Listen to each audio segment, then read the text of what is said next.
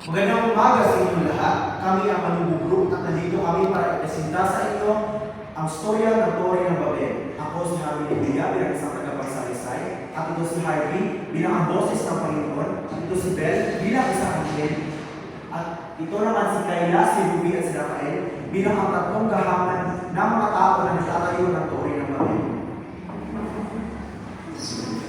Sa simula, isa lang ang wika ng buong mundo.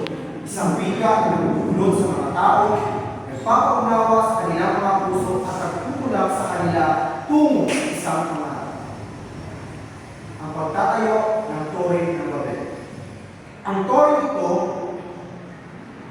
ay simbolo ng kanilang ambisyon, na ang kanilang pagnanais na maabot ang Diyos. Ngunit ang kanilang pagmamataas ay nakapukaw ng galit ng Panginoon.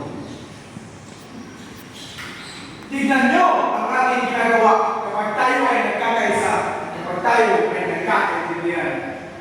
Tingnan niyo ang paligid. Ang lahat ay nagtatrabaho kahit wala ang sweldo. Ito ang resulta ng ating pagkakaisa. Tingnan niyo ang Tore ng Babel kung ay nagkakatayo at nagkakataas. Sa ating pagkakaisa, kaya natin abutin ang langit.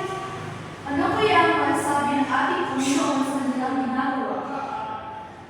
Sa ginawa ng mga tao, dahil sa galit ng Panginoon, siya ay nagsabi, Halika, bumaba tayo sa lupa at guluhin natin ang kanila.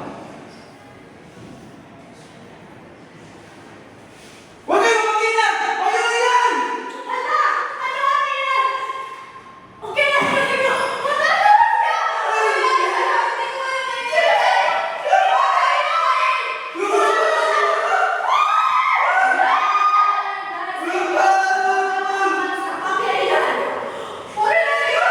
sa isang nagulo ang mga tao, ang kanilang isang wika ay nagkawakapatak, nagbagi at naging iba't ibang wika.